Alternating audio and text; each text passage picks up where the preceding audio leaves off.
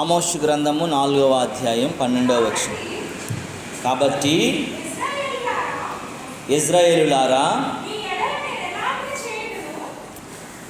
మీ ఎడల నేను ఇలాగునే చేయుదును గనుక ఇశ్రాయేలులారా,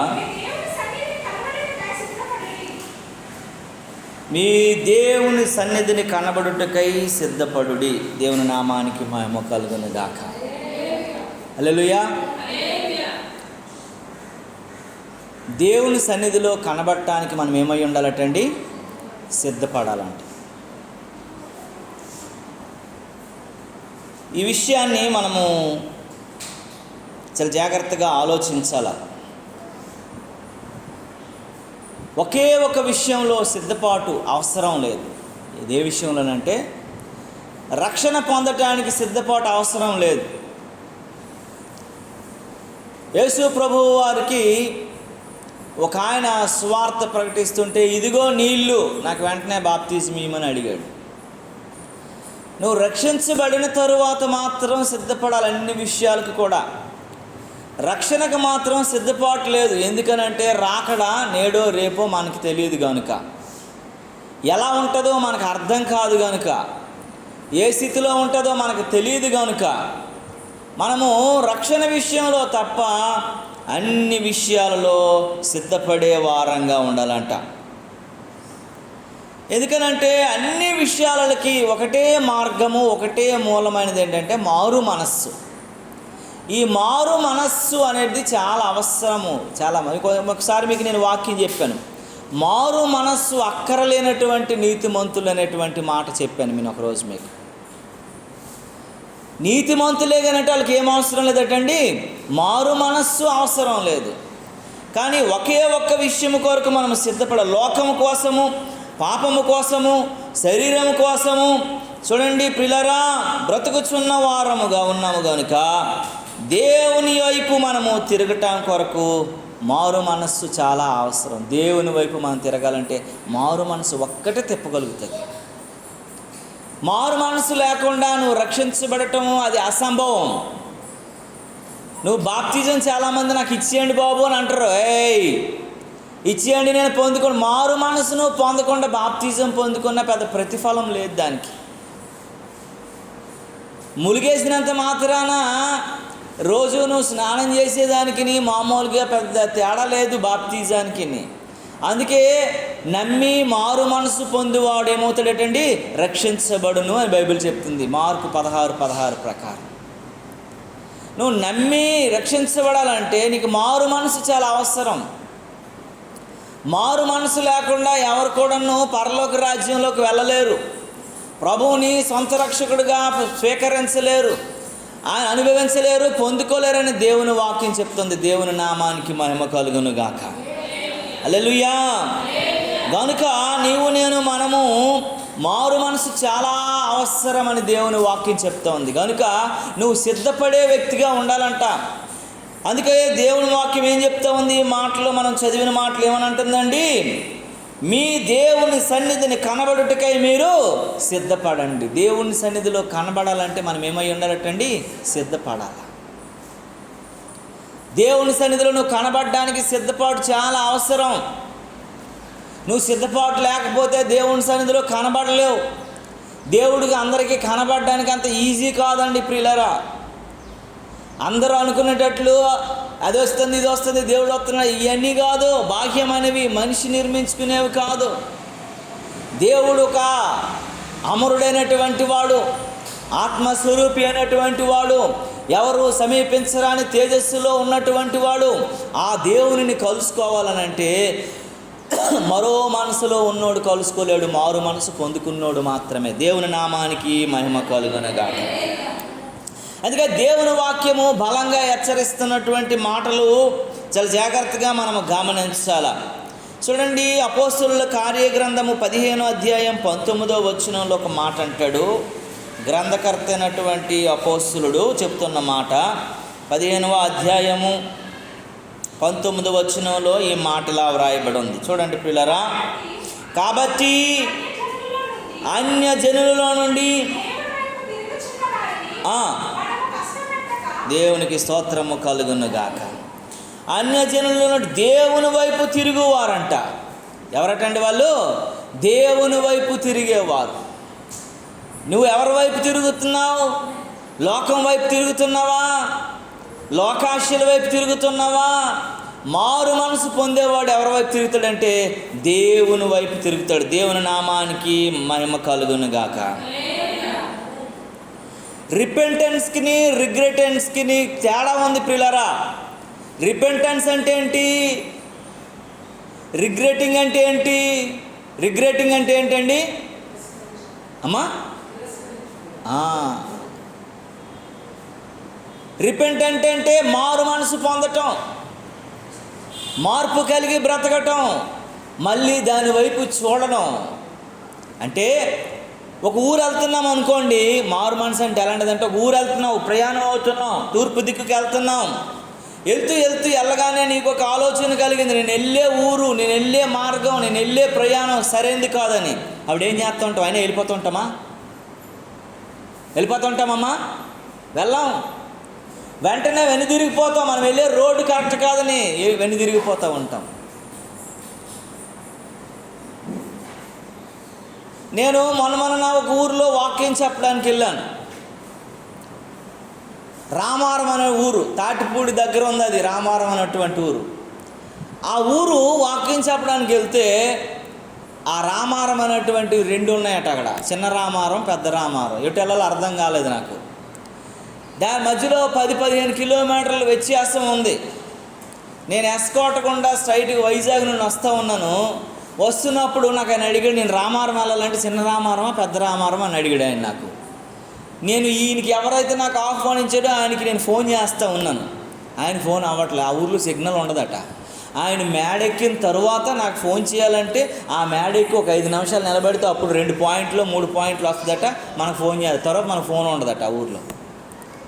ఎంత చేసినా అవ్వట్లా, ఏం చేయాలో అర్థం కావట్లేదు. ఆ చిన్న రామారం అన్నటువంటి ఊరు వెళ్ళాను. ఇక్కడ ఎవరు లేరండి అలాంటి వాళ్ళు అని చెప్పారు. అప్పుడు వెంటనే ఏదో రామారం వచ్చాను కదా అని అక్కడ మీటింగ్ ఎట్టింగ్ కదండి, అది సరైనటువంటిది కాదని తెలిసి మళ్ళీ నేను వెనక్కి వచ్చాను. ఎందుకనంటే మీకు చెబుతున్న మాట, మన ప్రయాణం మానవ జీవన విధానంలో ముందుకు కొనసాగుతున్నప్పుడు మన ప్రయాణము సరైనది కాదు, మన జీవన విధానం సరైనది కాదు, మన నడవడిక సరైనది కాదు, మనము చెడు మార్గం, నరక మార్గంలోకి ఉన్నాం. దేవుడు 2 మార్గాలు మన ముందు పెట్టాడు, జీవ మార్గము, మరణ మార్గం. మనం వెళ్ళేది మరణ మార్గం కనుక వెంటనే దాన్ని ఏమవుతామంటే రిటర్న్ అయిపోతాం, యూటర్న్ తీసుకుంటాం. అది కరెక్ట్ కాదని.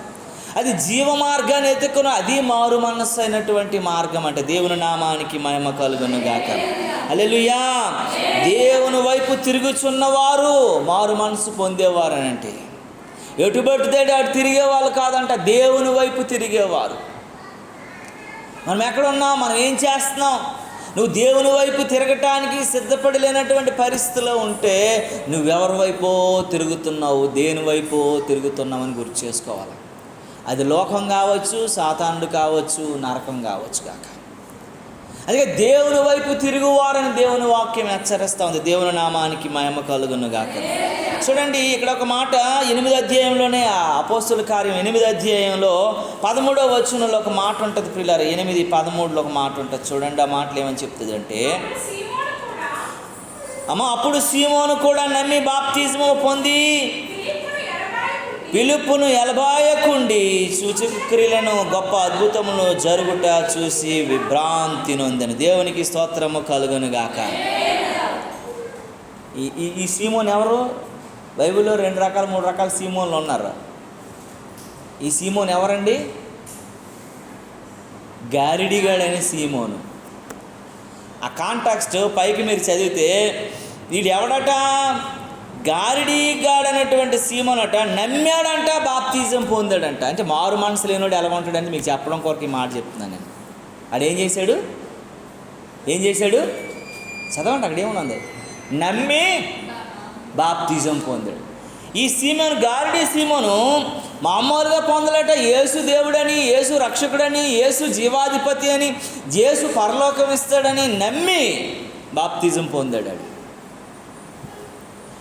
నమ్మినంత మాత్రాన, అద్భుత కార్యాలు చూసినంత మాత్రాన, ఆశ్చర్య కార్యాలు చూసినంత మాత్రాన అందరూ పరలోక రాజ్యానికి వెళ్ళిపోరు.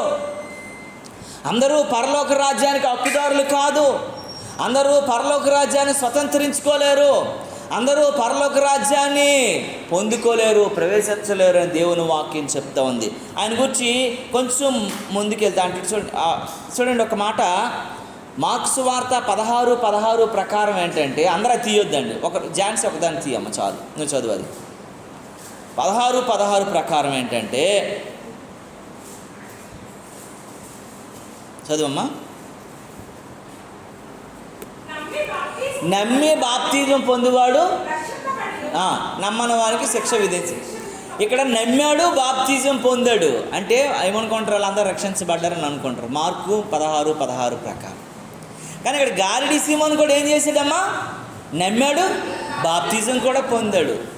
కానీ పరలోక రాజ్యానికి వెళ్ళటానికి మారు మనసు లేకపోతే ఆయన ప్రవేశించడనేటువంటి ఆ గొప్ప సంగతి తెలుసుకోలేకపోయాడు. అక్కడ చూసినటువంటి అద్భుతాలు, ఆశ్చర్యకార్యాలు అవన్నీ చూసి సంతోషమైపోయాడు. దేవుని నామానికి మహిమ కలుగునుగాక. హల్లెలూయా, హల్లెలూయా.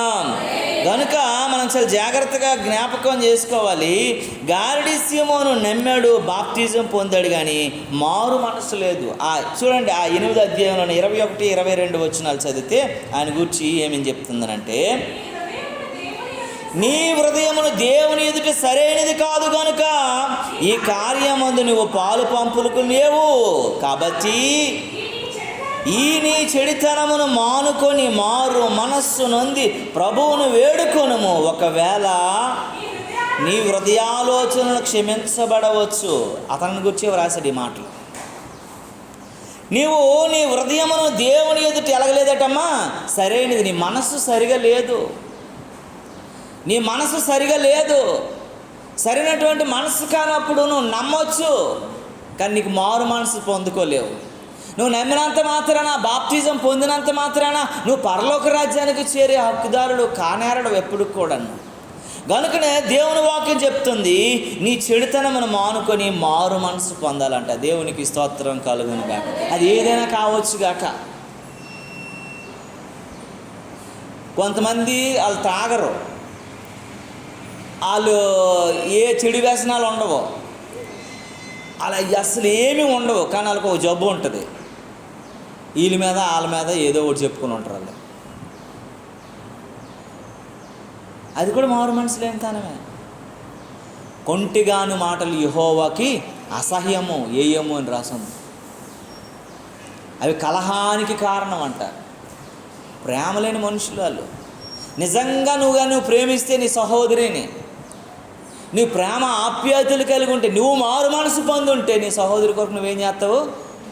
ప్రార్థన చేస్తావు. వెళ్ళి ఫస్ట్, ప్రభువా బిడ్డను నువ్వు మార్చు నాయన, అయ్యా బిడ్డకు కావాల్సిన కృప అనుగ్రహించు, దాన్ని తీయో ప్రభువా, మారు మనసు అనుగ్రహించు, నీ రాజ్యంలో మేమందరం ఉండాలి ప్రభువా అనేటువంటి నీ ప్రేమను నువ్వేం చేస్తావు? దేవుని ఎదుట నీళ్ళు కొమ్మరించినట్లుగా కన్నీళ్ళని కొమ్మరిస్తావు. దేవునికి స్తోత్రం కలుగు. అక్కడే నువ్వు మారు మనసు పొందావో పొందలేదని మనకు అర్థమైపోతుంది.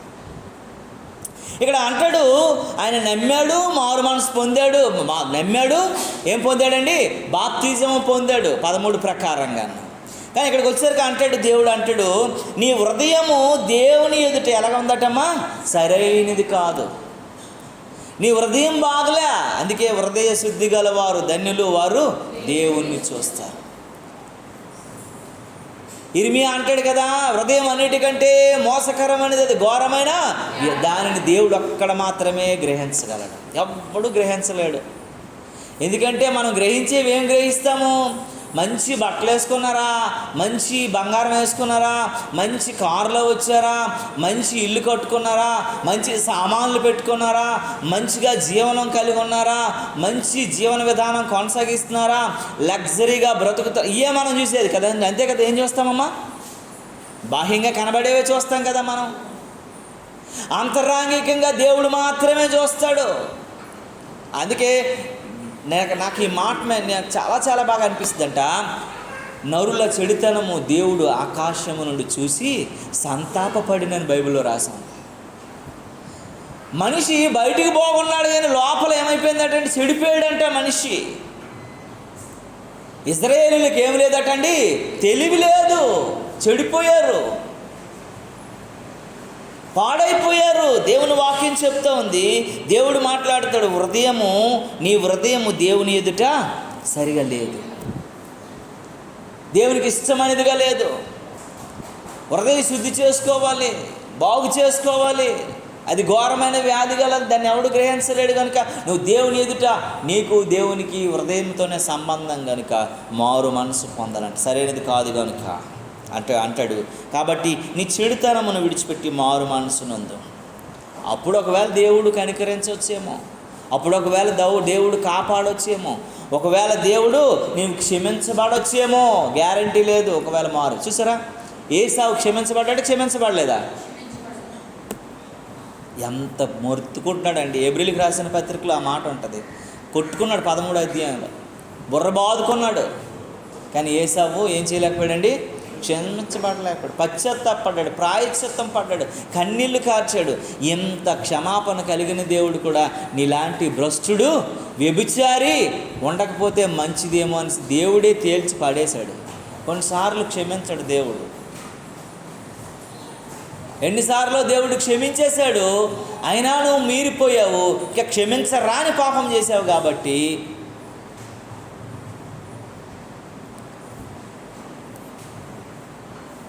నేను ఒక చర్చిలో వాకింగ్ చెప్పడానికి వెళ్తే ఆ చర్చిలో వచ్చిన వాళ్ళందరూ ఆర్సిఎం చర్చి విశ్వాసులట. వాళ్ళకి నచ్చినట్లుగా బతుకుతాండ్రు. వాళ్ళు ఏమంటారో తెలుసా, నాకు ఎంత నవ్వు వచ్చిందో. ఇటండి మీరు అన్నీ చేస్తున్నారు, ఇవన్నీ డైరెక్ట్గానే ఇంకా సిగరెట్లు తాగుతున్నారు, సారా తాగుతున్నారు, మీరు మారు మనసు పొందాలి కదండి, త్వరగా విడిచిపెట్టుకోండి. ప్రతి ఒక్కరికి అలవాట్లు ఉంటాయి. ప్రభు దగ్గరికి వచ్చినప్పుడు అన్నిటిని వదులుకుంటే మీ ఆరోగ్యానికి మీకు మంచిదండి అని నేను చెప్తాన్నాడు. ఆయన చెప్పే మాటకి నాకు గుండె ఎలాగైపోయిందని బద్దలైపోయింది. ఇలా కూడా మాట్లాడతారండి. ఏమండే, దేవుని దగ్గరికి ఆత్మ వెళ్తుంది కానీ శరీరం వెళ్ళదు కదండి అని అన్నాడు. ఊరిని టాలెంట్ అని అనుకున్నాను నేను. ఒక పిచ్చోడా, బైబిల్ బాగా చదువు. మొదట ఎవరు లేపబడతారటండి, మృతులు లేపబడతారంటే శరీరంతో లేపబడతారా, ఆత్మ లేపబడుతుందా? శరీరంతోనే లేపబడతారు. చాలామందికి తెలియదు ఇది. బ్రాహ్మణునికి ఏమంటారండి, ద్విజనులు అంటారు. ద్విజనుడు అంటే అర్థం ఏంటో తెలుసా, 2 సార్లు జన్మించేవాడు అని అర్థం. ద్విజనుడు అంటే అర్థం ఏంటో తెలుసా, దేవుని నోటి నుండి వచ్చేవాడు అని అర్థం. ద్విజనుడు అంటే అర్థం ఏంటో తెలుసా, దేవుని జ్ఞానం చేత నింపబడినవాడు అని అర్థం.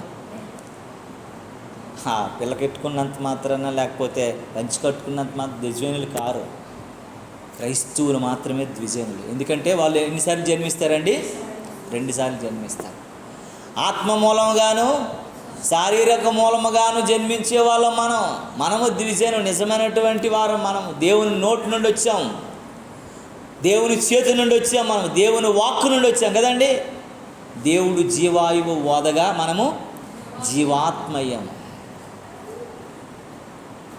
మనము ద్విజనులు. చాలామంది తెలియదు సీక్రెట్.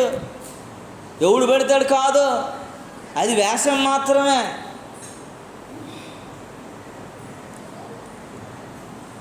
ఇవన్నీ హబక్కు, ఇవన్నీ కాదు. మనుషులు ఎలాగా భయపెట్టాలో, ఎలాగ ఇచ్చేయాలో, ఎలా అలా ఉండాలో సత్యము బోధించి సత్యం చెబుతున్నప్పుడు మనిషికి అర్థమవుతూ ఉంటుంది ఎవరు వాళ్ళు, ఏంటి వాళ్ళని. యేసుప్రభు వారు ఎప్పుడో 2000 సంవత్సరాల క్రితం ఎక్కడో యెరూషలేములో చిన్నది విజయనగరం అంత ఊరిలో చచ్చిపోయాడు.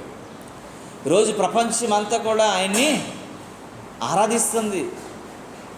పెద్ద ధనవంతుడు కదా యేసుప్రభు, కోట్ల ఆస్తిపరుడేం కాదు. ఎలాంటి వాళ్ళ ఇంట్లో పుట్టాడండి, చిన్న ఏదో సరాపని చేసుకున్నటువంటి ఒక వడ్లో అని ఇంట్లో, ఆ రోజు కష్టపడితే భోజనం తినేటువంటి పేదవాళ్ళ ఇంట్లో పుట్టాడు యేసుప్రభు. పెద్ద గొప్ప వాళ్ళతో సహవాసం లేదు. ఎవరితో సహవాసం? వాళ్ళతో ఆయనకి చేపలు పట్టుకున్న వాళ్ళతో సహవాసం. జ్ఞానులతోని, గొప్పలతోటి, సైంటిస్టులతోటి, ఆధ్యాత్మిక పరులతోని, రాజకీయ నాయకులతోని, ధనవంతులతో లేదు ఆయనకి. ఎవరితోని? కానీ యేసుప్రభు వెళ్తే అందరికీ భయమే. యేసుప్రభు మాట వింటే అందరికీ భయమే. అమ్మో బోధకుడు ఏం చెబుతాడు. అందరు ఎలా ఉండేవారండి, అతని జీవన విధానం చూస్తే చాలా బేదరకం. ఆయన ఉండేది చేపలు పట్టుకున్న వాళ్ళతోని, కానీ ఆయన మాట కోసము ప్రతి ఒక్కడు ఏ రోజు రాజు పిచ్చి అయిపోయాడు. పుట్టాడు అని ఒక జ్ఞానులు వెళ్ళి, తూర్పు దేశపు జ్ఞానులు వెళ్ళి, యేసు ప్రభు అలాంటోడు ఒకడు పుట్టాడు బాబు మీ దేశంలో, మా శాస్త్రాలు మా గ్రంథాలు చెబుతున్నాయి, ఎప్పుడో 6000 సంవత్సరాల క్రితం బోధించినటువంటి మాటలు ఇప్పుడు ఆ నక్షత్రాన్ని చూస్తేనే అలాంటోడు మీకు పుట్టాడు. 2 సంవత్సరాల నిండిని ప్రతి పిల్లవాడిని చంపేయండి. హేరోదు ఏం చేశాడు? ఆడు సొంత పిల్లలను కూడా చంపేశాడు ఆ పిచ్చోడు. ఈడు రాజు అయిపోయి ఈడు నామదకి మళ్ళీ వస్తాడేమని చూసారు ఎలాంటాడు ఆడు సొంత పిల్లలు. అంటే యేసు ప్రభు వారు ఇంత బేదారకంలో ఉన్నా, ఇంత లేమిలో ఉన్నా, ఇలాంటి సహవాసం కలిగి ఉన్నా సరే ఆయనంటే ఆయన అన్నట్టు బ్రతికాడు. గూగుల్ మీరు చేస్తే వరల్డ్స్ ఇన్స్పిరేషన్ ఎవరైనా ఉన్నారంటే జీసస్ అని చెప్తుంది. 6.5 బిలియన్స్ పీపుల్, 650 కోట్ల ప్రజల్లో 420 కోట్ల మంది ఎక్కువ యేసు ప్రభువునే ఓటేస్తున్నారట. నేను ఆయన ద్వారా ఇన్ఫ్లుయెన్స్ అయ్యాను, ఆయన లైఫ్ నన్ను ఇన్ఫ్లుయెన్స్ చేసింది. అందులో గొప్పలు ఎవరెవరు ఉన్నారో తెలుసా? మన ఇండియాలో గాంధీ గారు ఉన్నారు. మన ఇండియా వాళ్ళ పేర్లు కూడా ఉన్నాయి అందులో. గాంధీ గారు ఉన్నారు, ఆయన పేరు ఏం పేరు అండి? వివేకానంద గారు, స్వామి వివేకానంద ఉన్నారు. రామకృష్ణ పరమహంస ఉన్నారు. మీకు నేను ఒక బుక్ ఇచ్చాను, ఆ బుక్ రామకృష్ణ పరమహంస, వివేకానందుడు వాళ్ళు రాశారు. యేసు ప్రభువుని బట్టి మేము ఇన్ఫ్లుయెన్స్ అయ్యామని చెప్పి. రమాబాయి అని ఒక ఆవిడ ఉంది. ఎంతోమంది ఇన్ఫ్లుయెన్స్ అయిన వాళ్ళు మన భారతదేశంలో ఉన్న వాళ్ళు ఉన్నారు, గొప్పోళ్ళు. ఎవరి కోసం నేను చెప్పట్లేదు, పనికిరాని పేరు ఊరు లేనివాడి కోసం కాదు, అందరికి తెలిసినటువంటి వ్యక్తులు. వాళ్ళ స్వహస్తాలతో బుక్కుల్లో రాసుకున్నారు. వాళ్ళ స్వహస్తాలతో వాళ్ళ బుక్కుల్లో రాసుకున్న మాటలు నేను చెప్తున్నాను. మేము ఇన్ఫ్లుయెన్స్ అయ్యాము ఆయన నిజ దేవుడు అని చెప్పినట్టు. ఎందుకే మాటలు చెప్తున్నా? మారు మనస్సు నీకు చాలా అవసరము. లేకపోతే నువ్వు మరో మనసులో ఉంటే దేవుణ్ణి స్వతంత్రించుకోలేవు, దేవుని వైపు నువ్వు తిరగలేవు, దేవుని నువ్వు పట్టుకోలేవు, దేవుని సన్నిధిలో నువ్వు ఉండలేవని దేవుని వాక్యం హెచ్చరిస్తుంది. దేవుని నామానికి మహిమ కలుగును గాక. నమ్మి బాప్తిజము పొందగానే మారు మనస్సు పొందలేవు. సైతానుగాడు కూడా నమ్మాడు. చూసారు, సైతానుగాడు కూడా నమ్ముతాడు తెలుసా అండి? దెయ్యం కూడా నమ్ముతుంది యేసు ప్రభువుని. సేనా పట్టినప్పుడు కొన్ని దెయ్యాలు ఉన్నాయి కదా వాళ్ళని, ఏమని అంటది? ఎవరు నువ్వు? సర్వోన్నతుడైనా ఎవరు చెప్పారు? నీతిమంతుడా? యేసు ప్రభు నమ్మినవాడా? బాప్తిజం పొందినాడు? దెయ్యం వచ్చి చెప్తుంది.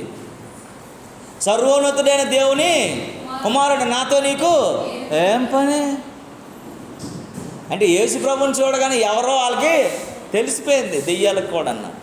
అందుకే చూడండి అపోస్తుల కార్యం ఆ మాట ఒకసారి చదవండి. 16వ అధ్యాయంలో ఉంటుంది. 16 అధ్యాయం 16-17 వచనాలు చదువమ్మా.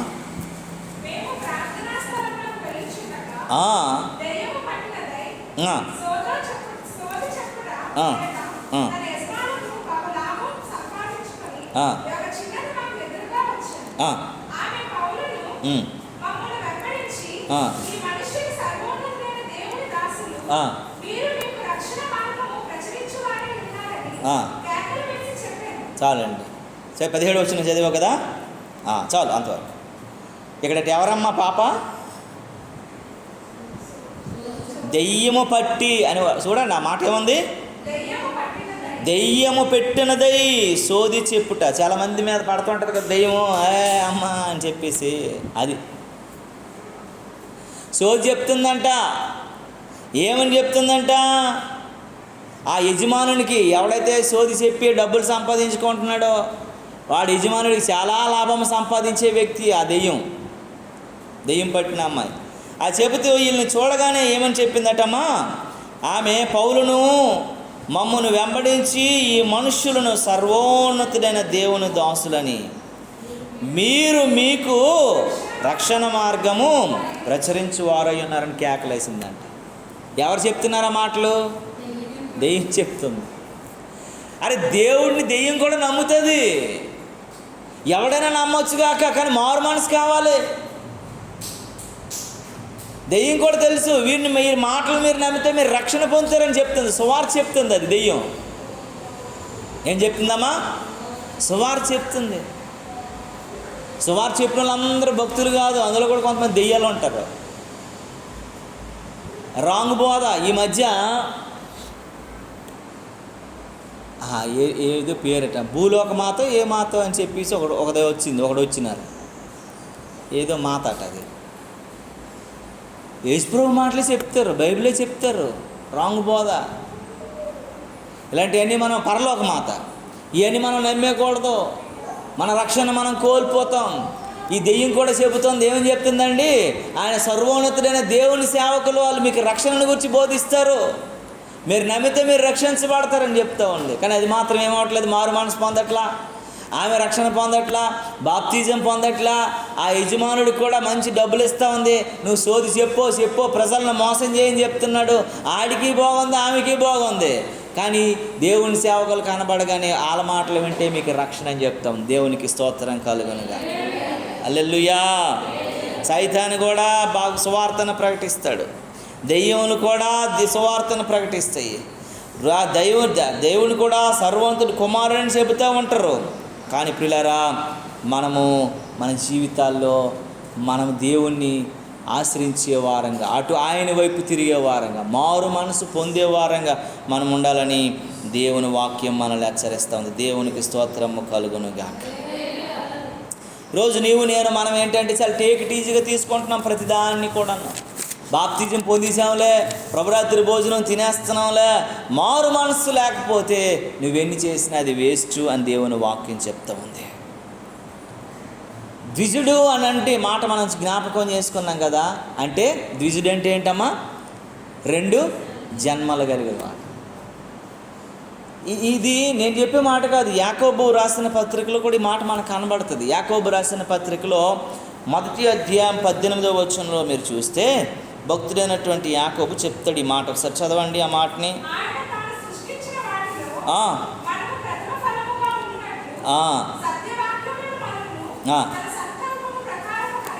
దేవునికి స్తోత్రము కలుగునుగాక.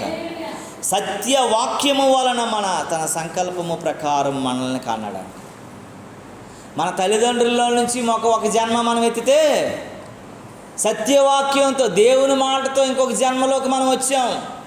సువార్తను విని 2వ జన్మ మనం పొందాం. అందుకే మనం పాడతాం కదా, ఒకేసారి జన్మిస్తే 2 సార్లు చావాలి, ఆరని అగ్నిలో యుగ యుగాలు కాలాలి, క్రీస్తులో పుట్టేవాడు 2వ మారు, స్వర్గానికి ఆయనతో వారసులవుతారు. మనిషిగా పుట్టినోడు మహాత్ముడైన మరల మట్టిలో కలయవలయన, తీసుకొని పోలేడు పుసుక పుల్లైన, ఇలా సంపాదన వదలవలయున, దీపముండగానే ఇల్లు చక్క పెట్టుకో, ప్రాణముండగానే యేసు ప్రభుని నమ్ముకో. ఒకసారి జన్మిస్తే మనము 2 సార్లు సావాలి, కానీ 2 సార్లు జన్మిస్తే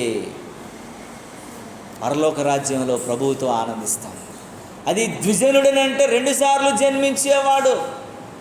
క్రైస్తవుడు అంటే ఇక్కడ అంటాడు చూడండి, ఒకటి తల్లిదండ్రుల గర్భంలో నుంచి మనం పుడితే, 2వదంట సత్యవాక్యము వల్ల మనలను తన సంకల్ప ప్రకారం మనల్ని దేవుడు కన్నాడంట. దేవునికి స్తోత్రము కలుగునుగాక.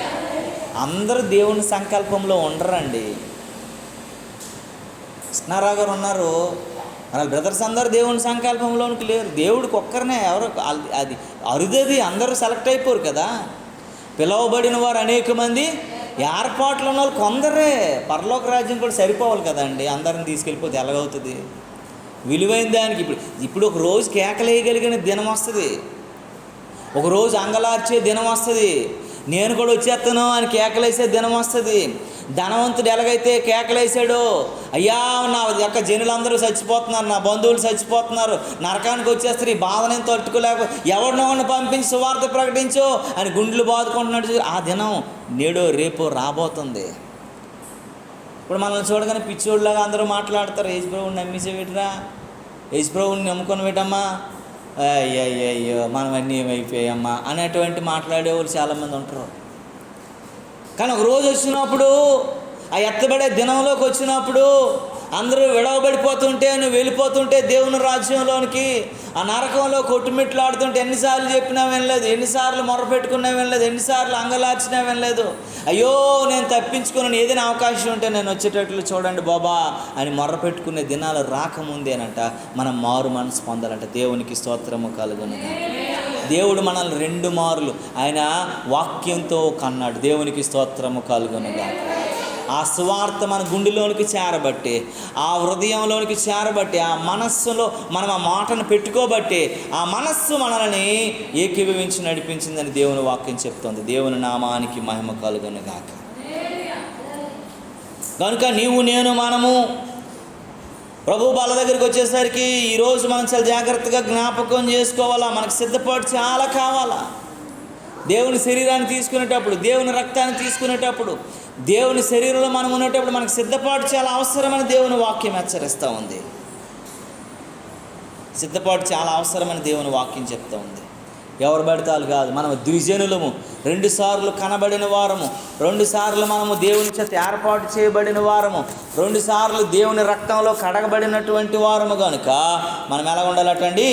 దేవుని నామమును బట్టి సంతోషించే వారంగా ఉండాలట. దేవుని నామానికి మహిమ కలుగును గాక. 4 రకాల సిద్ధపాట్ల కోసం మీకు నేను చెప్తాను. మనము ఇంతవరకు అసలు సిద్ధపాటు అంటే ఏంటి, ఎవరు సిద్ధపడినట్లు. ఈ మారు మనసు లేకపోతే నువ్వెన్ని చేసినా సరే, నువ్వు బాప్తిజం పొందినా, నువ్వు దేని చేసినా సరే, వాక్యాన్ని నమ్మినా సరే దానికి పెద్ద విలువ లేదు. ఎందుకనంటే దొంగోళ్ళు నమ్ముతారు, దెయ్యాలు నమ్ముతాయి, విశ్వాసం లేని వాళ్ళు నమ్ముతారు, అందరూ నమ్ముతారు. క్యారెడి సీమోను నమ్మాడు, దెయ్యం పట్టిన అమ్మాయి నమ్మింది, పెద్ద తేడా లేదు. వాళ్ళు పరలోక రాజ్యానికి వెళ్ళరు. కానీ ఎలాంటి వాళ్ళు వెళ్తారు అన్న విషయాలు కొన్ని మాటలు జ్ఞాపకం చేసుకుందాం. కొరింథీయులకు రాసినటువంటి పత్రిక, మొదటి పత్రిక 11వ అధ్యాయం 28వ వచనంలో ఒక మాట ఉంటుంది చూడండి.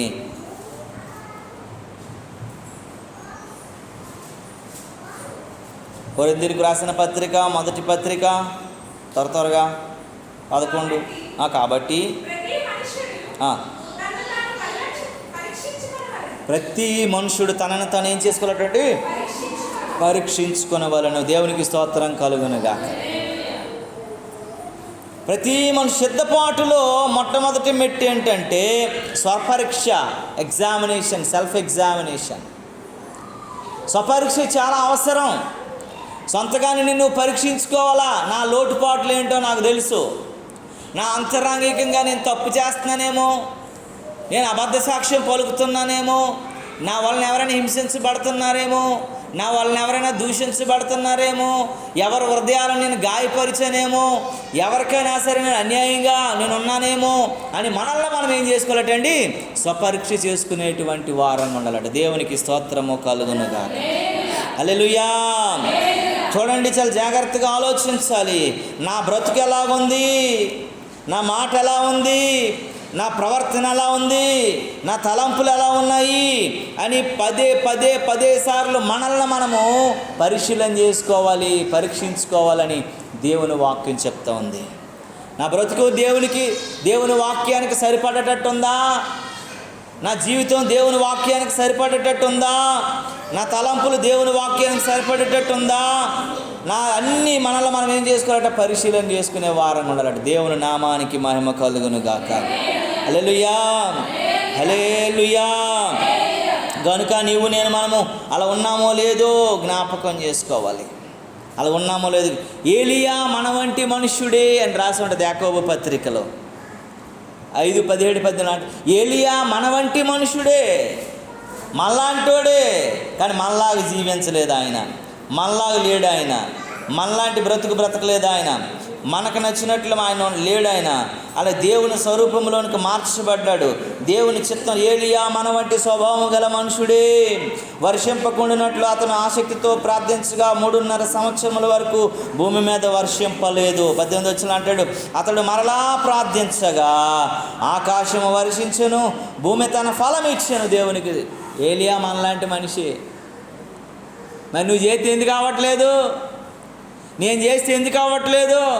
మన ప్రార్థనలకు ఎందుకు అంత ఇది లేదు? 3.5 సంవత్సరాలు వర్షం ఆగిపోనంటే ఏమైపోయింది? ఆగిపోయింది. వర్షమా మళ్ళీ నువ్వు కురంటే కురిసింది. ఫలాలా మీరు పండండి అంటే పండాయి. అలాగే ఉంది అక్కడ మాట. ఏమని రాసిందమ్మా? ఏలియా మన వంటి స్వభావం కలిగినాడు. అన్నం తింటున్నాడు, నిద్రపోతున్నాడు, భోజనం చేస్తున్నాడు, మాట్లాడుతున్నాడు, అన్ని రకాలైనటువంటి పరామర్శలు అన్నీ ఉన్నాయి ఏలియాకి. వర్షింపకుండా 3.5 సంవత్సరాల వరకు భూమి మీద ఒక్క నీరు సుక్క పడలేదట. అతను మరలా ప్రార్థన చేయగానే ఆకాశము వర్షం ఇచ్చాను, భూమి తన ఫలం ఇచ్చాను. దేవునికి స్తోత్రం. ఏలియా ఎలాంటాడటండి? మన వంటి స్వభావం గలవాడు. ప్రకృతిని శాసిస్తూ ఉన్నాడు. గల కారణం ఏంటో తెలుసా? సిద్ధపాటు చాలా అవసరం. సిద్ధపాటు లేని జీవితము దేవునికి ఇష్టమైంది కాదు. నువ్వు బాప్తిజం పొందినంత మాత్రాన, నువ్వు నమ్మినంత మాత్రాన దెయ్యాలు చేస్తున్నాయి, దెయ్యం పట్టిన వాళ్ళు చేస్తున్నారు కాబట్టి గాలిడి సీమోను గడి ఇలాంటి వాళ్ళు అన్నీ చేస్తున్నారు, పెద్ద తేడా ఉండదు. మారు మనస్సు చాలా అవసరమని దేవుని వాక్యం చెప్తా ఉంది. వర్షం పడు అంటే పడుతుంది, ఆగు అంటే ఆగుతుంది, రా అంటే వస్తుంది, మానే అంటే మానేస్తుంది. ఆయన చేతిలో రిమోట్ ఉన్నట్టు అవుతూ ఉంది. మన చేతుల్లో టీవీ రిమోట్లు, ఫోన్ రిమోట్లు నడుస్తున్నాయి తప్ప దేవునికి మనకి మధ్య ఉన్నటువంటి కనెక్టివిటీ కట్ అయిపోతుంది. దేవునికి నీకున్నటువంటి కనెక్టివిటీ చాలా అవసరం. అదే మారు మనస్సు అయినటువంటి కనెక్టివిటీ కావాలి. దేవుని చిత్తంలో నడవటానికి కావాల్సిన కనెక్టివిటీ నీకు కావాలి. ఆ దేవుని యొక్క రాకడకు నువ్వు సిద్ధపడగలిగిన మారు మనసు అనుభవంలోనికి రావాలి. అది మొట్టమొదటి సిద్ధపడేటంటే మనల్ని మనం ఏం చేయాలటండి? పరీక్షించుకునే అనుభవంలోనికి రావాలంట. ఆయన పరీక్షించుకున్నాడు, పరిశోధించుకున్నాడు, సరి చేసుకున్నాడు, దేవుని స్వరూపంలోనికి మార్చబడ్డాడు. కాబట్టి ప్రకృతి ఆయన ఆధీనంలోకి వచ్చేసింది. దేవునికి స్తోత్రం కలుగునుగా. మోషే అలాగా తన జీవితాన్ని తను దేవునికి సమర్పించుకొని సరి చేసుకున్నాడు. కాబట్టి సముద్రము ఆయన మాట వినింది, ఆకాశం ఆయన మాట వినింది. కాబట్టి 40 సంవత్సరాలు మానక ఏం కురిసిందండి? మన్నా కురిసింది. రాయి నుండి నీళ్ళు వస్తేటండి? బండ నడిచింది, 40 సంవత్సరాలు నడిచింది, నీళ్ళు వచ్చాయి. మన ఊరికి కొలయే సరిగా రాదు. కొన్నిసార్లు వ్యాన్లు ట్యాంకులు వస్తే వేసే కొన్నిసార్లు రావు. కానీ బండ 40 సంవత్సరాలకు ఆకగా సాగిపోయింది. అంతే. ఎర్ర సముద్రం చెప్పిన మాట ప్రకారం 6 నెలలుగా మారిపోయింది. కారణం ఏంటి? వాళ్ళు మన వంటి స్వభావం గలవారే. కానీ వారు పరీక్షించుకున్నారు. వాళ్ళ తప్పుని, వాళ్ళ పాపాన్ని, వాళ్ళ శాపాన్ని, వాళ్ళ అపరాధాన్ని వాళ్ళు సరి చేసుకొని సిద్ధపడి దేవుని సముఖంలో నిలబడ్డారు. కనుకనే దేవుని మాట పలకగానే దేవుడు అద్భుతాలు చేశాడు. ఇంకొక ఆయన యెహోషువ ప్రార్థించగా సూర్యుడు చంద్రుడు ఆగిపోయాడంట. మళ్ళీ ప్రార్థన చేసి ఆపో తిరుగు అంతవరకు తిరగలేదు. యుద్ధం అయిపోయింది, విజయం సాధించారు. అప్పుడేమైంది? మళ్ళీ సూర్యుడు వచ్చాడు. ప్రజలందరూ అంటారు, ఏంటి యుద్ధంలో చీకట్లో తక్కువ జనాలతో వెళ్ళాడినా, ఎక్కువ జనాలు కలిగినటువంటి సైన్యం మీ మీదకి మేత వచ్చినప్పుడు ప్రార్థనే పరిష్కారం అని దేవుణ్ణి అడిగాడు. ప్రభువా సూర్యచంద్రులను ఆపే, చీకట్లో ఇల్లు కొట్టు పడేస్తామేమని చెప్పేసి ఆ చీకటిని కలిగించి శత్రువుని హతమార్చాడు. దేవునికి స్తోత్రం కలుగునుగా. మళ్ళీ ప్రభువా యుద్ధం అయిపోయింది, విజయం వచ్చేసింది, నీకే మహిమ, యుద్ధం యెహోవాదని చెప్పగానే మళ్ళీ సూర్యుడు ఉదయించడం మొదలుపెట్టాడు. దేవుని నామానికి మహిమ కలుగును. దేవుని చిత్తం అండి. వాళ్ళు కూడా మన వంటి స్వభావం గలవారే అయినను, మన వంటి స్వభావం గలవారైనా సరే వాళ్ళు ఏం చేయండి? వారు పరీక్షించుకున్నారు. ఇక్కడ ఏమని చెప్తుందంటే దేవుని వాక్యము, మనల్ని మనము పరీక్షించుకోవాలి. ఆ పరీక్షించుకోగలిగిన అనుభవంలోనికి మనం రావాలి.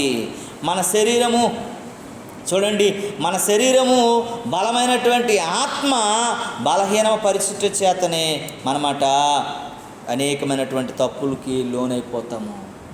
మన శరీరానికట బలహీనమైనటువంటి ఆత్మ, బలమైనటువంటి శరీరాన్ని దేవుని యొక్క చూడండి, బలమైనటువంటి శరీరము బలమైనటువంటి ఆత్మను బలహీనమైన శరీరం ఏం చేస్తూ ఉంటుంది? బలహీన పరిచేస్తూ ఉంటుంది. అంటే మన శరీరమే మనల్ని శత్రువు. మన శరీరమే మనకేమవుద్దండి? శత్రువు. మనం పాడతాం కదా, నీ శరీరమే నీకు శత్రువని కన్నుమూయక ముందే తెలుసుకో ఓ నిజాన్ని. మన శరీరమే మనకి శత్రువు. అది మన మీద శత్రుత్వం పన్నక మునిపే మనం సరి చేసుకునే వారంగా ఉండాలంట. ఇంకొకటి ఏంటంటే బలహీనతలో వద్దు. మనం అనుకోని కొన్నిసార్లు గడియలలో మనం తప్పు చేస్తాం. కొన్ని కష్టాల్లో, ఇరుకుల్లో, ఇబ్బందులు ఇవన్నీ వచ్చినప్పుడు పర్లేదులే ఈ పరిస్థితిలో చేసేద్దాం, బలంగా నిలబడలేం మనం. యోబు గారు అయితే అన్ని పరిస్థితులు వచ్చినా సరే ఎక్కడ తప్పు చేయడానికి ఇష్టపడలే. మాట ద్వారా కూడా తప్పు చేయడానికి ఇష్టపడలే. భార్య శోధించినా సరే ఆ శోధనని తట్టుకొని ఉన్నాడు తప్ప శోధనకు లోపడలే. అయ్యో నా భార్య చెప్తుంది కదా అని చెప్పలా. అమ్మా అన్నీ అనుభవించావు, మూర్ఖురాలు మాట్లాడుచున్నట్టు నువ్వు అంటే నువ్వు మూర్ఖురాలని అనలేదు, అలాగ నువ్వు మాట్లాడుతున్నావేంటమ్మా? దేవుడు దీవించినప్పుడు నువ్వు తినలేదా, ఉండలేదా, అనుభవించలేదా? ఎవరో మూర్ఖురాలు చెప్తున్నట్లు నువ్వు చెప్తున్నావు, ఇది నీకు మంచిదేనా? ఎంత బాగా చెప్తున్నాడండి. మూర్ఖురాలు మాట్లాడుచున్నట్లు నువ్వు మాట్లాడుతున్నావే, ఇది నీకు న్యాయమా? కనుక మనము జ్ఞాపకం చేసుకోవాలి, మనము ఆలోచించాలని దేవుని వాక్యము ఈ ఉదయకాల సమయంలో నీతో నాతో మాట్లాడుతుంది. దేవుని నామానికి మహిమ కలుగునుగా. మొట్టమొదటి ఏం చేయాలంటే మనల్ని మనము పరీక్షించుకోవాలి. స్వపరీక్ష చాలా అవసరము. స్వపరీక్ష చాలా అవసరమని దేవుని వాక్యం హెచ్చరిస్తూ ఉంది. స్వపరీక్ష చాలా అవసరం అండి. రెండవది చూసినట్లయితే 1 యోహాను రాసినటువంటి పత్రిక 1వ అధ్యాయము 9వ వచనాన్ని చదవమ్మా.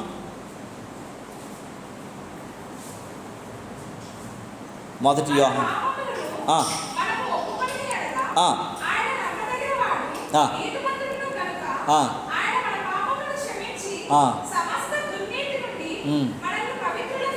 దేవునికి స్తోత్రం కలు. రెండోది మనం ఏం చేయాలంటే మన పాపాలను మనం ఏం చేయాలంటండి ఒప్పుకోవాలి. మొట్టమొదటి మెట్టేంటి? మనల్ని మనం పరీక్షించుకొని మనలో దేవునికి హేయమని ఏవైనా ఉంటే అవన్నీ మనం తొలగించుకోవాలంట. రెండోది ఏంటంటే మనం చేసిన పాపాలని అని మనకు తెలియకుండా కూడా కొన్నిసార్లు పాపాలు చేస్తూ ఉంటాం, మనకు తెలియదు. అది చిన్న చిన్న విషయాలు మనకు తెలియదు. సాయిరామ్ హోటల్ అనేసి వైజాగ్లో ఉంది. ఆ హోటల్లో చట్నీ సింహాచలం కోవుల్లో ఉన్నటువంటి చెప్పులాట. కొబ్బరికాయలు కొడతారు కదా, ఆ చెప్పులో ఆ చట్నీ అక్కడ సాయిరామ్ అంటే చాలా ఫేమస్ వైజాగ్లో. ఇంత చట్నీ వేసుకుని అందరూ తినేస్తాను అక్కడికి వెళ్ళి. అందులో ఒక అబ్బాయి చెఫ్ ఉన్నాడు. వెళ్ళి అన్య అది వద్దన్య అని అన్నాడు నాకు. ఒరే చట్నీ చాలా కలర్ఫుల్గా ఉంది అన్య, నీకు సీక్రెట్ చెప్తాను అన్య, నువ్వు సేవకుడు అన్య నువ్వు తప్పు చేయొద్దని అంటుంది. చట్నీ తినడం తప్పేట్రా, ఇదేదిరా ఒరే మద్యపానం సేవించినట్లు నాకు చెప్తాను పెట్టనంటే అన్య వద్దన్య అని అంటాడు. మళ్ళీ నాకు అన్య ఈ కూర వేసుకో అన్య, అది మాత్రం వద్దు, టమాటా చట్నీ వేసుకో, అది మాత్రం వద్దు, నా బొంబాయి చట్నీ వేసుకో, అది వద్దని అంటున్నాడు వాడు. ఏటనంటే అన్య నేను ఇక్కడ పని చేస్తున్నాను, నీకు చెప్తాను గాబరావుక అన్య అని అంటాడు. అన్య సింహాచలం చెప్పులు అన్య బస్తా 500, ఇవన్నీ అవే సాయిరాంలో, నువ్వు ప్రసాదాలకు ఎట్టు నువ్వు తినేవద్దు అన్నయ్య అని చెప్పాడు. తెలియకుండా కొన్నిసార్లు మనకు తెలియకపోతే ఏం చేస్తాము, చాలా రుచిగా ఉంది, చాలా ఆ చట్నీ ఫేమస్ అక్కడ. ఒక్కొక్కడు ఇంత పెద్ద గరిట 2 గరిటలు వేసుకొని తినేస్తాడు. తిని దోశ ఎంత, చట్నీ ఎంత. నాకు చెప్పిన తర్వాత ఒకసారి గుండె ఆగిపోయింది. నాయన ఇన్నిసార్లు నేను వచ్చేసి వీడి దగ్గర గరిటలు చట్నీలు తినేసానా, ఇప్పుడు నాకు చెప్పావా అని అనుకున్నాను నేను. ఎందుకనంటే మనం తెలియకుండా చాలాసార్లు చాలా తప్పులు చేస్తూ ఉంటాం. వాటన్నిటిని మనం ఏం చేయాలటండి, ఒప్పుకోవాలి దేవుని సన్నిధిలో. దేవుని వాక్యం ఏం చెప్తుంది?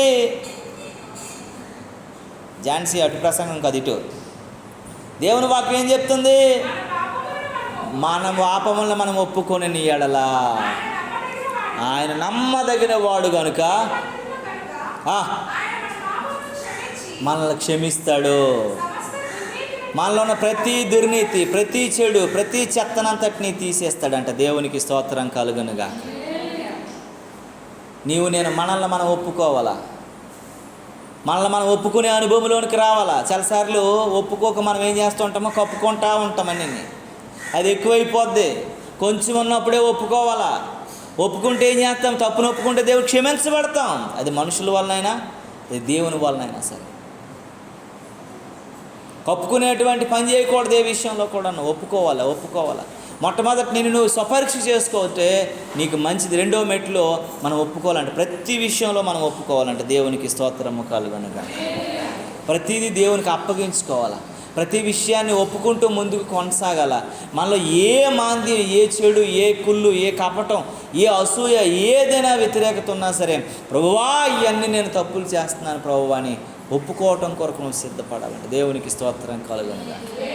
మూడో మెట్టు ఏంటంటే, ఈ మాటలు రెండు మాటలు చెప్పి నేను ముగిస్తానండి దేవుని సన్నిధిలో. ప్రకటన గ్రంథము మూడో మెట్టు యోహాను రాసిన పత్రిక 4వ అధ్యాయం 16వ వచనం చూడండి. మొదటి పత్రిక 4వ అధ్యాయం 16వ వచనం చదువమ్మా.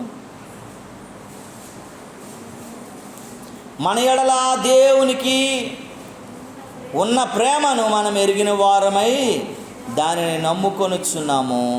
దేవుడు ప్రేమ స్వరూపి అయి ఉన్నాడు. దేవుని యందు నిలిచి ఉండువారు దేవుని యందు నిలిచి ఉన్నారు. దేవుడు వాని యందు నిలిచి ఉన్నారు. మూడో మాట ఏంటంటే, దేవుడు క్షమించేవాడు. అంటే దేవునికి స్తోత్రము కలుగునుగా. ఆయన ప్రేమాస్వరూపి అయి ఉన్నాడు. నువ్వు ఏది చేసినా, దేవునికి ఏ వ్యతిరేకమైనా సరే ఆయన ప్రేమించేవాడై ఉన్నాడు కాబట్టి నిన్ను క్షమిస్తాడంట. దేవునికి స్తోత్రం కలుగునుగాక. ఆయన క్షమించడని, ఆయన ప్రేమ మనమట స్వతంత్రించుకోవాలి.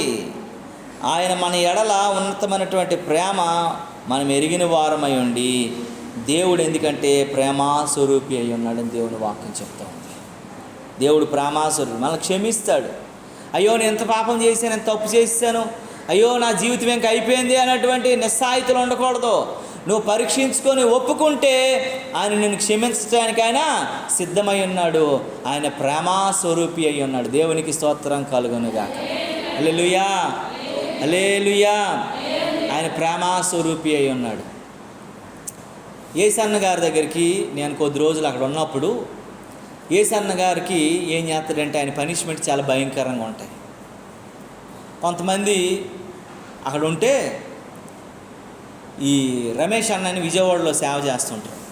ఆయన ఉపవాస ప్రార్థన ఉందరా అని అంటే బయటికి ఏవో సామాన్లు తేవడానికి వెళ్ళి టిఫిన్ చేసి వచ్చేసాడు. ఈ విషయం కార్ డ్రైవర్ రాజు అనేటువంటి ఆయన ఉన్నాడు. ఆయన చెప్పేశాడు, రమేష్ టిఫిన్ చేసాడు అన్న అని చెప్పేసి. అక్కడికి ఉపవాస ప్రార్థన తెలుసు కదా, ఇన్ని నెలల నుంచి ప్రకటన చేస్తున్నాను కదా అని వేడెక్కిపోతున్నాడు.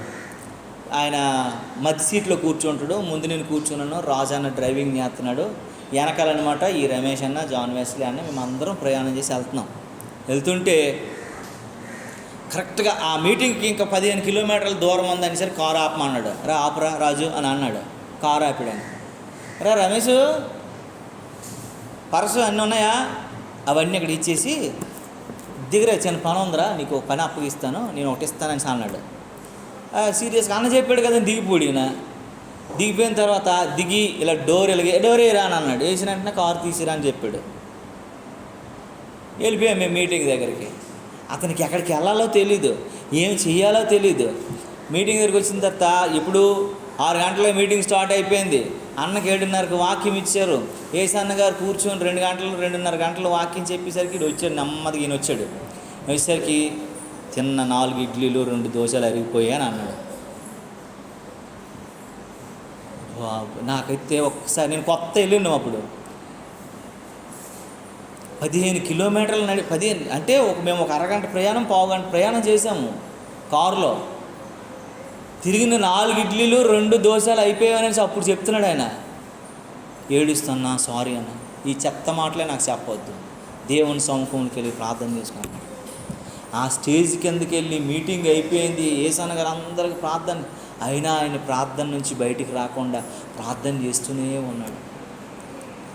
మేము బయలుదేరే సమయం అప్పుడు 11:30, 11:15 ఇలా 12 దగ్గరకు వచ్చేసింది. అప్పుడు అన్న బయలుదేరుతున్నాను, నేను రమ్మంటున్నారని చెప్పి అప్పుడు ఆమె అని చెప్పొచ్చు, తమ్ముడు 5 నిమిషాలు వస్తాను ప్రార్థన చేసి. ఎందుకంటే మనం ఒప్పుకోవాలా, మనం ఒప్పుకుంటే క్షమించబడతాం. దేవుడు ప్రేమాస్వరూపి అయి ఉన్నాడు. మళ్ళీ పిలిచి ఉపవాస ప్రార్థన రా, నాతో మీరున్నోళ్ళు, నాతో నడిచినోళ్ళు, నాతో తిరిగినోళ్ళు, నా తరువాత మీరు అనుకునే వాళ్ళే మీరే సరిగా ఉండకపోతే నాకేం బలం ఉంటుందిరా అని చెప్పి గట్టిగా కౌగిలించుకొని కన్నీరు పెట్టుకొని ముద్దు పెట్టి సారీరా అని చెప్పి మళ్ళీ ఏసాన్న గారు తన కౌగిలిని చేర్చుకున్నాడు. నాకు అనిపించింది, అన్న యొక్క కోపాన్ని చూశాను, అన్న ప్రేమను చూడగానే మనస్సులో ఎంత అనిపించిందని అంటే ఇలా కూడా ఉంటారని అనిపించింది. దేవుడు కూడా చిన్న చిన్న విషయాల్లో మన తప్పిదాలను బట్టి మన మీద ఏం చూపిస్తాడండి? కోపాన్ని చూపిస్తాడు. అయినా ఆయన మనల్ని ఏంటండి, ఆయన ప్రేమాస్వరూపి కాబట్టి ఆయన అపారమైన ప్రేమ మన పైన కనికరం చూపిస్తాడు. దేవుని నామానికి మహిమ కలుగును. నాలుగవదిగా చివరిగా ఒక్క మాట జ్ఞాపకం చేసుకొని మనం ముందుకెళ్దాం. చూడండి, ప్రకటన గ్రంథము 7వ అధ్యాయం 10వ వచనాన్ని చూడండి పిల్లరా. కూర్చోండి అమ్మా. సింహాసనాసీనుడైనది మా దేవునిని గొర్రె పిల్లకును మా రక్షణ స్తోత్రం అని మహాశబ్దముతో వెలుగెత్తి చెప్పిరి. దేవునికి స్తోత్రము కలుగునుగాక. మొట్టమొదట మనం ఏం చేయాలటండి? మనల్ని మనము పరీక్షించుకోవాలి, స్వపరీక్ష చేయాలి. రెండోది ఏం చేయాలి? మనల్ని మనము ఒప్పుకునే వారంగా ఉండాలి, మన పాపం, మన అపరాధన. మూడోది ఏంటంటే, దేవుని దగ్గరికి నువ్వు వస్తే దేవుడు నిన్ను క్షమిస్తాడు, నువ్వు ఒప్పుకుంటే దేవుడు నిన్ను క్షమించేవాడు, ఆయన ప్రేమాస్వరూపి అన్నాడు కాబట్టి. నాలుగోది ఏంటంటే, దేవుని సన్నిధికి వచ్చినప్పుడు నువ్వు ఒట్టి చేతులతో రాకూడదు. అంటే కానుకలు ఒట్టుకొని రమ్మని కాదు, ఒక సిద్ధపాటుతో రావాలా. ఈ మాటను అందరూ అలాగే చెప్తారు, అమ్మ ఒట్టి చేతులతో నువ్వు రాకూడదు, బియ్యము, పళ్ళు, కాయగూరలు, కారము అన్నీ మొదలు పట్టుకొని రండి. అది కాదు ఇక్కడ ఆ వాక్యము యొక్క మర్మం, అది కాదు దేవుడు వచ్చి చెప్పట్లా. దేవుడు చెప్పేది ఏంటంటే, సింహాసనాసీనుడైనటువంటి దేవునికిని గొర్రె పిల్లకను మా రక్షణకై స్తోత్రమని మహాశబ్దముతో వెలుగెత్తి చెప్పండి. అదట దేవుడు పిలుస్తున్నది మనకి. నువ్వు ఒట్టి చేతులతో రావద్దంటే బలమైనటువంటి సిద్ధపాటుతో దేవుని సన్నిధిలో బలమైనటువంటి ఆరాధన చేయడానికి రావాలంట. అపోస్తలుడైన పౌలు అంటాడు కొరింథీ సంఘంలో, తెరవనవసరం లేదు, మీరు ఇచ్చిన కానుకల వలన ఈ పరిచర్య జరగట్లేదు, కానీ దేవునికి కృతజ్ఞతాస్తుతులు చెల్లించటం వలనే ఈ పరిచర్య జరుగుతుంది. కానుక ఇస్తే ఇది ఇలాగంటే ఇలాగ అయిపోద్దండి. కానుకలు వాళ్ళ పనులు అవ్వవు. మనుషులు అనుకుంటారు డబ్బు లేకపోతే ఏమవుద్దని. దేవుడు చెయ్యాలంటే ఏమి లేనప్పుడు కూడా అన్నీ చేయగలడు. దేవునికి స్తోత్రం కలుగునుగా. ఎడారిలో ఏముంది? నీళ్ళున్నాయా? పొలం ఉందా? పంట ఉందా? ఆకాశం నుండి కురిపించలే? మాంసం కావాలంటే మాంసం ఇవ్వలా? పళ్ళు కావాలంటే ఖర్జూరాలు పెట్టలే? ఏమి కావాలంటే అది ఇవ్వలే దేవుడు. బండ నుండి నీళ్ళు ఇవ్వలే, ఫిల్టర్ వీళ్ళు ఆల్కానిక్ వాటర్ అని చెప్పేసి 2,000 పెట్టి బాటిల్ కొనుక్కుంటున్నారు. ఇజ్రాయేల్ 40 సంవత్సరాలు హాయిగా తాగారు ఆల్కానిక్ వాటర్, ఏ పైసా ఖర్చు పెట్టకుండా. అది దేవుడు ఏది కావాలంటే దేవుడు ఏర్పాటు చేస్తాడు. దేవుని నామానికి మహిమ కలుగును. నేను ట్రైన్లో ప్రయాణం చేస్తున్నాను. ట్రైన్లో ప్రయాణం చేస్తుంటే అర్జెంటుగా మీటింగ్కి వెళ్ళాలా.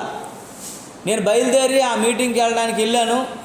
ఆ మీటింగ్కి వెళ్తున్నాను, కానీ 2 రోజుల నుంచి అన్నం లేదు, ఆకలిగా ఉంది, చాలా దుఃఖం మింగలేని పరిస్థితిలో ఉన్నాను. నేను బలహీనంగా నడవలేనేమన్నటువంటి పరిస్థితిలోకి చాలా నీరసిల్లిపోయాను. తరువాత అంటే కొనుక్కోలేక కాదు, డబ్బులు ఉన్నాయి, అవకాశం దొరక్క బయటికి నేను తినడం నాకు ఇష్టపడక నేను అలా ఉన్నానన్నమాట. నేను వెళ్ళేసరికి దేవుడు ఒక కుటుంబాన్ని నా ముందు దించాడు. వాళ్ళు ప్రయాణం చేస్తున్నారు. వాళ్ళు ప్రయాణం చేసిన తర్వాత ఆకలితో ఏం చేయాలా, అక్కడ ప్రసంగం చేయాలి కాబట్టి బైబిల్ తీసి వాక్యం చదువుతున్నాను. ప్రైజ్ లార్డ్ బ్రదర్ అని అన్నారు వాళ్ళు. అమ్మ ప్రైజ్ లార్డ్ అండి. ఎవరండి మీరు? మేము ఈ మీటింగ్కి వెళ్తున్నామండి, మాకు అక్కడ కార్ వస్తుందండి అని చెప్తుంది. ఆ మీటింగ్లో నేనే వాక్యం చెప్పాలి. ఆ మీటింగ్కి నేను ఆ లాస్ట్కి అంతా మీరు ఎక్కడికి వెళ్తున్నారండి, మీరు ఏ మీటింగ్కి వెళ్తున్నారో ఆ మీటింగ్లో వాక్యం. మీరేనా బ్రదర్ ప్రభు? అందరు లావుగా ఉన్నారండి, ఇందులో సన్నంగా ఉన్నారంటే మీరని అడిగింది. అక్కడ లావుగా ఉన్నానమ్మ, ఇక్కడ సన్నంగా ఉన్నాను. ఆమె వెంటనే భోజనం తీసి అర్జెంటుగాను. మా అదృష్టం ఏంటంటే మొట్టమొదట మా పొలంలో కాసినటువంటి కూరగాయలన్నిటితో కలగూర చేసి తీసుకొచ్చాను, పులిహోర చేసి తీసుకొచ్చాను. మీకు పెట్టే భాగ్యం నాకు దొరికింది. మీరు అర్జెంటుగా తింటేనే మేము తింటామని మొండి పెట్టారు. మీరు నమ్మరండి, చాలా చక్కగా జీడిపప్పులే చేసినటువంటి ఆ పులిహోరని, ఆ కలగూరని నేను తీసుకొని చక్కగా తిన్నాను. నాకు అనిపించింది, ప్రభువా, పక్షులకి ఆహారం, అరచిపిల్ల కాకులకి, సింహాలకి భోజనాలు పెడతావనంటే చదువుకోవడం తప్ప నాకు ఇలా దొరుకుతుందని అనుకోలేదు. ఈరోజు ప్రశస్తమైనటువంటి ఫస్ట్ క్రాఫ్ట్లో నుంచి తీయబడినటువంటి ఈ కూరగాయల భోజనము, ఈ పులిహోర నాకు పెట్టావు ప్రభువా, నీకే వందనాలు. జీడిపిక్కలు, పచ్చి జీడిపిక్కల నుంచి తీసినటువంటి ఆ పచ్చిపప్పు వేసారట అందులో. అది దాని చాలా టేస్టీగా ఉంది. ఆ పులిహోర చాలా ఎక్కువ తిన్నా నేను. 2 రోజుల నుంచి తినలేనాడు ఎలా ఉంటాడు మరి?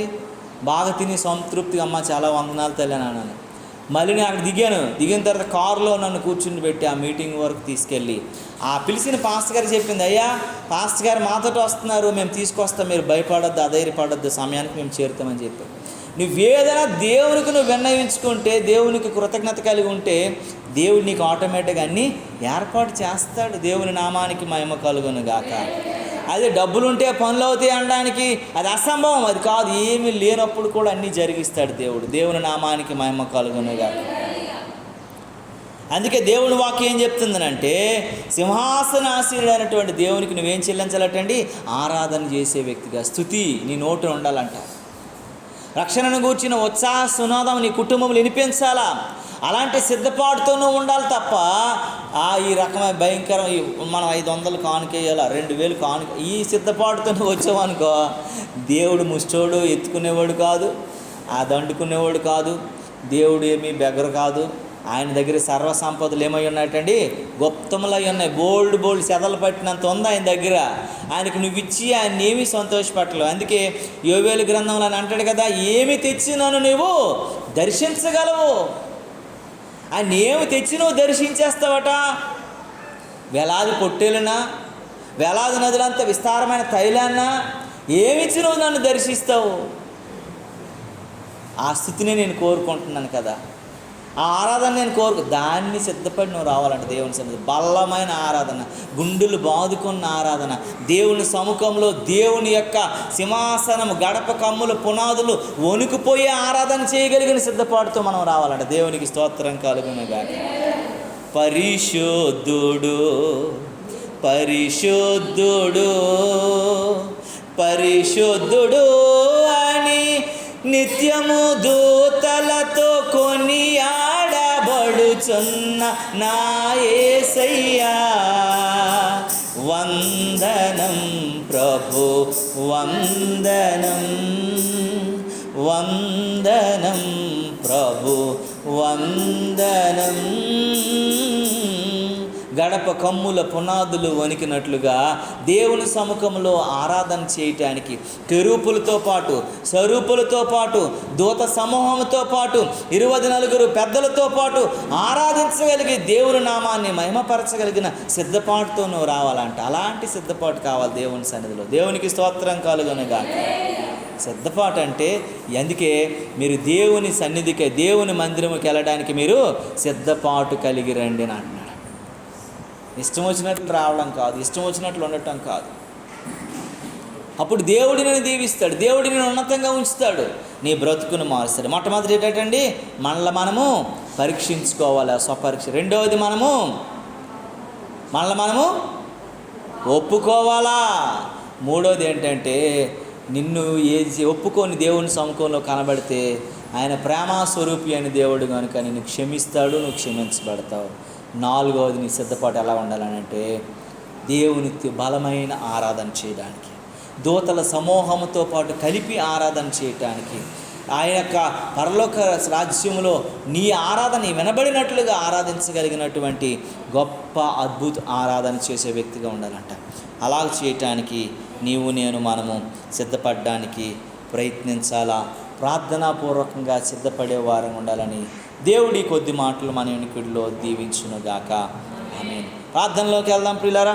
అందరం కలిసి ఒకసారి సిద్ధపాటు మనసుతో దేవుణ్ణి ప్రార్థన చేద్దాం. ప్రభువా, నీ సముఖానికి వచ్చాను, నీ సన్నిధికి వచ్చాను నాయనా. నేను ప్రార్థన చేయగలిగినటువంటి మనస్సు నాయనా, ఒప్పుకోగలిగిన మనస్సు నాయనా నేను పరీక్షించుకోగలిగిన మనస్సు, ప్రభువా నాయనా నువ్వు క్షమిస్తావని నీ సన్నిధికి రాగలిగే మనస్సు, ప్రభువా నేను ఆరాధించగానే ప్రభువా దేవదూతలతో కలిసి నాయనా నా ఆరాధన నాయన నీ సముఖమునకు చేరగలిగే మనస్సు నాకు దయచేయండి. మీ కృప అనుగ్రహించండి, మీ కాపుదల, మీ సన్నిధి భాగ్యం ఇవ్వండి ప్రభువా అని ప్రభు సన్నిధిలో కొద్ది నిమిషాలు మనందరము దేవుని స్తుతిద్దాం. రాయనానికి వందనాలు అయ్యా, మీకు స్తోత్రము ప్రభువా, మీకు స్తుతులు చెల్లిస్తున్నాము. ఉన్నతమైన దేవా మీకే స్తోత్రాలు, పరమందాసీనుడా మీకే స్తోత్రాలు, కృప కలిగిన దేవా మీకు స్తోత్రాలు అని అంటూ ప్రభు సన్నిధికి వచ్చాము నాయన. మేము సిద్ధపడడానికి కావాల్సిన మీ కృప, మాలో ఉన్న హేయమైనవి, మాలో ఉన్న చెడువి, మాలో ఉన్న వ్యతిరేకతలు అన్నీ తొలగించుకొని మీ సముఖంలో మేము నిలవబడగలిగిన భాగ్యాన్ని మాకు దయచేయని ప్రభు సన్నిధిలో ప్రార్థన చేద్దాం.